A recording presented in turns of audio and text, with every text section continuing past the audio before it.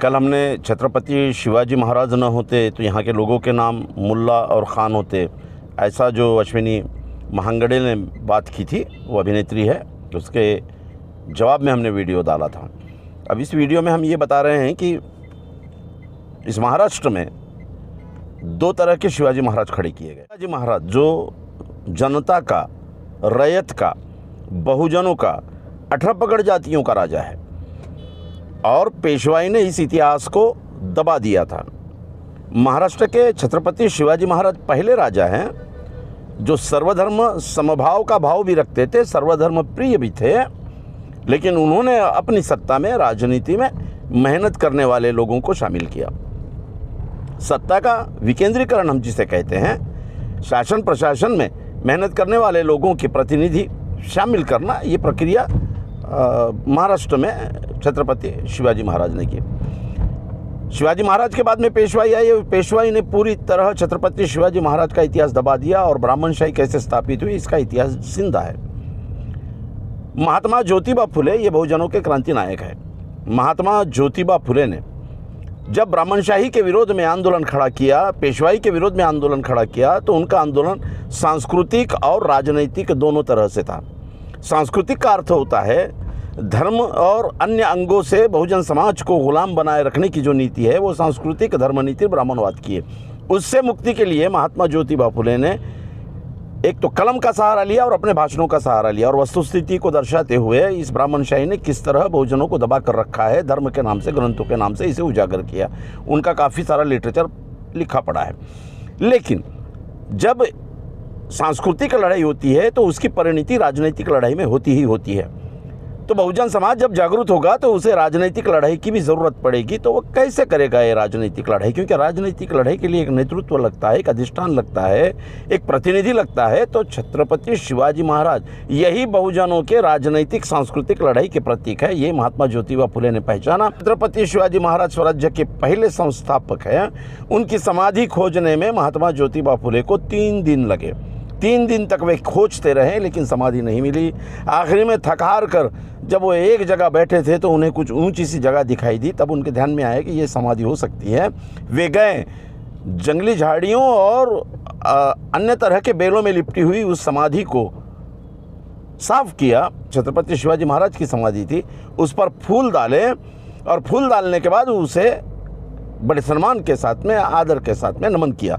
उसी वक्त में उस किले के नीचे ग्राम जोशी जो रहता था वो आया और महात्मा ज्योतिबा फुले को कहा कि क्यों एक कुंभी को तूने देव बना डाला और मुझे दक्षिणा न देते हुए। ये कहते हुए अपने पैरों से उसने छत्रपति शिवाजी महाराज के समाधि पर महात्मा ज्योतिबा फुले ने चढ़ाए हुए फूल पैरों से फेंके। ये इतिहास है। उसी वक्त महात्मा ज्योतिबा फुले कहते हैं कि यही सांस्कृतिक संघर्ष है, यही राजनीतिक संघर्ष है। महात्मा ज्योतिबा फुले जो हैं वो बहुत अच्छे पहलवान थे, पट्टेदार थे। एक ज़ोर से अगर उस ग्राम जोशी को लगा देते तो शायद उस किले से ही नीचे गिर जाता वो। लेकिन ये लड़ाई केवल हाथ पैरों की नहीं है, ये लड़ाई पीढ़ियों की है, और उसके लिए साहित्य, संस्कृति और प्रतिनिधित्व की लड़ाई को सही ढंग से रखना ये ज़रूरी है। ये महात्मा ज्योतिबा फुले जानते थे। तो उन्होंने छत्रपति शिवाजी महाराज का पोवाड़ा लिखा, और पहली बार पेशवाई के बाद ब्राह्मणशाही ने छत्रपति शिवाजी महाराज का इतिहास खत्म कर देने के बाद महात्मा ज्योतिबा फुले इस 18 पगड़ जाति के नेता ने, माली जमात के थे, बागवान जमात के थे, छत्रपति शिवाजी महाराज का पोवाड़ा लिखा और शिवाजी महाराज के इतिहास को जिंदा कर दिया। अब ये जो छत्रपति शिवाजी महाराज महात्मा ज्योतिबा फुले के कलम से निकलते हैं वो मुस्लिमों को प्रिय है, वो कुंभी माली तेली को प्रिय है, महार मांग चमार को प्रिय है, ये आदिवासी को प्रिय है। बहुजनों का नेता, रैतों का नेता ये छत्रपति शिवाजी महाराज है, और उसने सभी को न्याय दिया। ये बात महात्मा ज्योतिबा फुले अपने साहित्य में लिखते हैं। अब ब्राह्मणवाद के सामने सवाल ये है कि अगर छत्रपति शिवाजी महाराज नेता बनकर महात्मा ज्योतिबा फुले आगे लाते हैं तो वो तो 18 पगड़ जाति के नेता है, और हमने शिवाजी महाराज को सताया, हम शिवाजी महाराज के विरोध में थे, हमने शिवाजी महाराज के स्वतंत्रता के आंदोलन को, स्वराज्य को विरोध किया, ये बात सामने आएगी। ये जानते ही ब्राह्मणवादी साहित्यकारों ने, ब्राह्मणवादी व्यवस्था ने छत्रपति शिवाजी महाराज को अपनी तरह से रखना शुरू किया। ज्योतिबा फुले का शिवाजी महाराज बहुजनवादी है, तो ब्राह्मणी साहित्यकारों का और ब्राह्मणवादियों का और संघियों का शिवाजी महाराज हिंदुत्ववादी है, जो इस्लाम और मुसलमानों के खिलाफ ही लड़ता हुआ दिखाई गया। मुसलमानों की कमतरी यह है कि मुसलमान इस संघर्ष को ढंग से समझता नहीं है। अगर ढंग से समझता तो इस देश में महाराष्ट्र की स्थापना के बाद में छत्रपति शिवाजी महाराज को लेकर मुसलमानों के खिलाफ जो चढ़ाई हुई उसे रोकने में वो कामयाब हो जाता। उसे महात्मा ज्योतिबा फुले का शिवाजी महाराज रखना निहायत ज़रूरी था, जो आज हमारी जैसी पीढ़ी कर रही है।